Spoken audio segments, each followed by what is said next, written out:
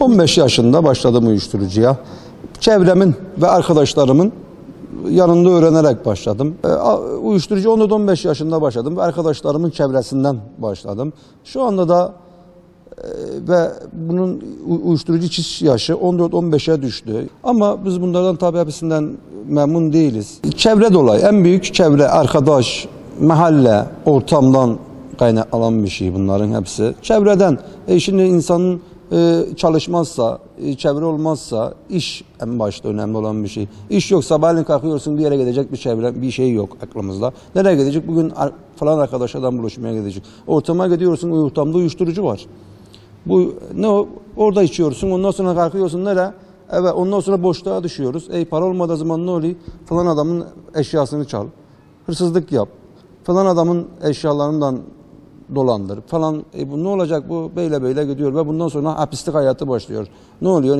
Falan adamın canını yakıyorsunuz, evinden eşyasını çalmışsın, falan adamın parasını almışsın. Bu saatte hapislik. Hapise giriyor, çıkıyor adam. Gene bir faaliyet yok. Gene başlıyor, gene aynı ortamına, arkadaşların yanına. Arkadaşlarından sonra da işte böyle de bir bakıyorsun ki cami köşesinde eroini vurmuş şekilde ölmüş. Yani ölüm yaşı da düştü. Yani bugün 20 yaşında gençlerimizin hepsi uyuşturucudan, Allah rahmet eylesin, ölüyorlar. Euzubillahimineşşeytanirracim. Bismillahirrahmanirrahim. Allahu la ilahe illahu el hayyul kayyum. Uyuşturucu hayatımdan kendimden nefret ediyordum. Hayata bakış açım değişikti. İnsanları artık sevmiyordum. Yani artık bir an evvel ölmek istiyordu. İnsan çünkü maddeye artık alışmışsın. O senin hayat arkadaşın gibi olmuş. Sabahleyin kalkıyorsun, ilk adına gelen iş madde. Onu içmezsen normal yemek yiyemiyorsun, normal gezemiyorsun, konuşamıyorsun. O maddeyi içtikten sonra düzeliyorsun ve para yok yanında. Ne olacak bu sefer? Ya insanlardan çalma, ya hırsızlık, ya bu sefer bunlar başlayacak. Zarar vermek.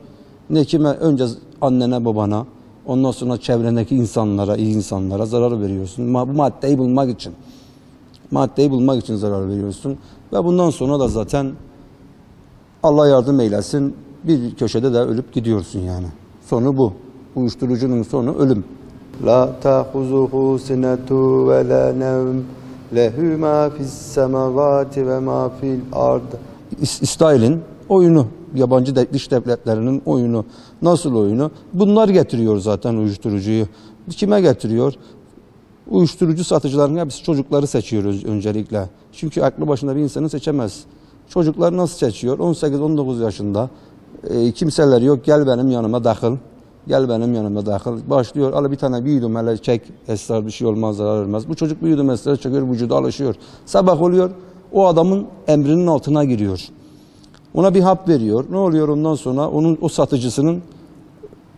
O satıcıyı kullanıyor o çocuğu. O satıcı. Al bu paketi şuna götür. O paketi götürmezse alışmış ya uyuşturucuya bir sefer. Mal yok.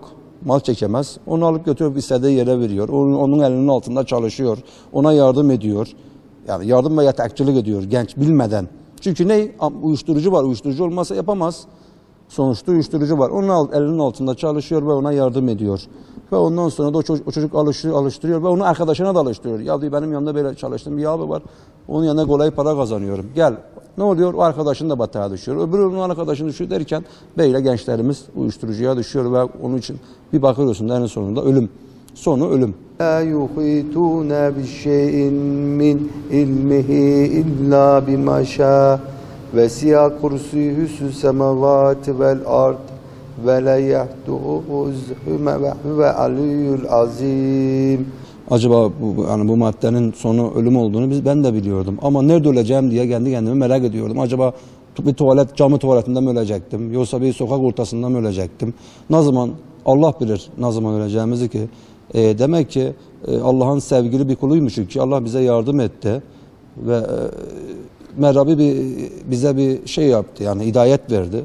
Biz de Allah'ın izniyle bu uyuşturucu illetinden kurtulduk. Ama önce idare yani. Kurtulmak istiyor muydunuz? Çok istiyordum. Şimdi istiyordum ama bir türlü çıkamıyorsun. Yani işin içinden çıkamıyorsun. Nasıl çıkamıyorsun işin içinden? İş yok. Deyin ki ben bunu bırakacağım. Adam bırakıyor sabahleyin gidiyor. Nereye gideceğim ben sabahleyin? Çıkayım evinden çalışmaya gideyim, işara yok. Çünkü hükümlüsün. Hükümlü yani cezaevi yatmışsın. Kimisi diyor ki iş yok. Kimisi iş, bir de senin bir de kendinden lazım şey yok. Meslek yok. Meslekten dolayı işveren de yok. İşverenlerin çoğu diyor ki mesela iş mesleğin değil. Mesleğine göre, branşına göre. Hadi fabrikaya gidelim diyor ki sana göre bizim bir işimiz yok. Bizim branşımız şu eleman arıyoruz. Bize yarayan eleman. Tabi onlar da haklı. İş olmadığı için. Ondan sonra ne oluyor? Boşluğa düşüp yine arkadaşların yanına gidiyorsun. Bir bağırsın ki ortam yine aynı. Uyuşturucu ortamı. Bu saat uyuşturucuya devam. Allah esirgesin.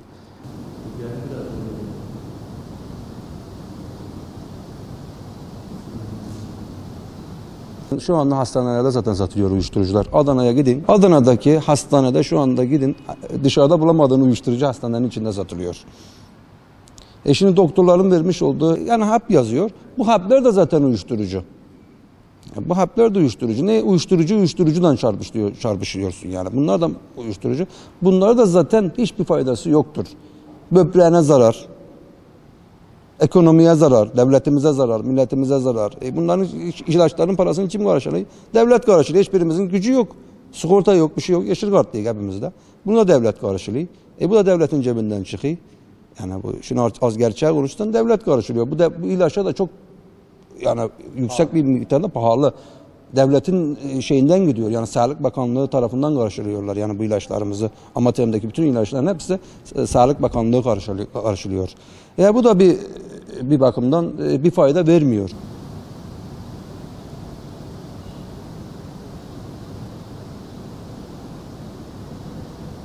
Ben önce Allah'ın var olduğunu bildim. Yaratılışımızın gayesini öğrendim. Niçin yaratıldık? Şimdi ölümden sonra bir hayat daha var. Ve cennet ve cehennem var. Çok şükür bunu dinimi öğrendikten sonra ben dedim ki ben ne yapmışım? Ben bundan pişman oldum. Yani pişman oldum. Pişmanlık duygusu geldi. Çok şükür elhamdülillah bıraktım. Ve önemli olan Allah'ın bir olduğunu ve Allah'ın Resulü'nün Peygamber Efendimizin sünnetlerine uyarak ve büyük Allah dostlarının sayesinde ve manevi talebler olarak hocaların bize vermiş olduğu sohbetlerinde şeklinde olarak namazımı kılarak en büyük benim tedavi namaz, 5 vakit namaz. Uyuşturucunun en büyük bırakma şeyi 5 vakit namaz. Kimse namazını kılar hiçbir şey aklına gelmez. Yani ben de gerçekten de ben samimiyetle söylüyorum. Bu samimiyetle söylüyorum. Uyuşturucuyu bıraktıran bana namaz. Bütün tedavim hepsini namazda buldum ben. Her şeyi. Mesela namazı kıldıktan sonra huşu bir rahatlığım var. İçinde bir rahatlık var. Yani böyle bir rahatlık daha ben görmedim hayatım boyunca. Uyuşturucuyu bırakmak için hep biriyle rahat olamayayım. Ya böbreğim ağrıyor, ya gözüm ağrıyor, ya kulağım ağrıyor. Ama namaz kıldıktan sonra insanın ruhu, önemli olan ruh temizler. Ruhum temizleniyor namaz kıldıktan sonra. Elhamdülillah çok şükür 15 seneden beri de bıraktım. Ve bunu arkadaşlarıma, dostlarıma da sesleneyim buradan. Kendi kendilerine önce namazını, dinini, Allah'a bizim nasıl yaratılışımız gayesini öğrenip olarak bırakırlarsa ve bunun içine devlet büyüklerimizden de bunlara bir sohbet yerleri açıp da dinimizi anlatacak hocalarımızdan yardım alırlarsa devlet büyüklerimiz de bu şekilde daha çok iyi olur ve daha çok seviniriz yani. Bunun için Allah yardım etsin bütün şu andaki gençlerimize. Hepsi Allah'ı bilmiyor, namazı bilmiyor, abdesti bilmiyor, Kur'an'ı bilmiyor. Bir el bekliyorlar değil mi? Tabii kurtuluş eli bekliyorlar yani. Bunda devlet büyüklerimizden inşallah gerekeni yaparlar. Şu anda elhamdülillah çok mutluyum. Evlendim, barklandım, çoluğum çocuğum var. Kendimden ve yaşantımdan zevk alıyorum. Aslında ölmek için çabalıyordum. Şimdi de nasıldı amel işlerim güzel yani ahlakımı güzelleştiririm, güzel ahlak sahibi olurum diye kendi kendimi güzelleştiriyorum ama namaz illa ki bütün teravilerin en başı namaz. Kur'an-ı Kerim ve namaz. Namazdan ve Kur'an-ı Kerim'den ayırmasın Rabbimizleri. İnşallah gelin Kur'an'la, namazla tanışalım, uyuşturucuya son verelim ve Allahu Teala'nın izniyle yaratılışımızın gayesini öğrenelim. Ne için yaratıldık, kime kulluk ediyoruz, Allah'a kulluk ettiğimizi şuuruna varalım. Ve buradan da sesleniyorum tüm uyuşturucu kullanan arkadaşlarıma. Allah'ın bir olduğuna ve tek olduğuna iman edip namazınızı kılın, Kur'an'ınızı okuyun. Doğru yolunuzu bulacağınıza inanıyorum.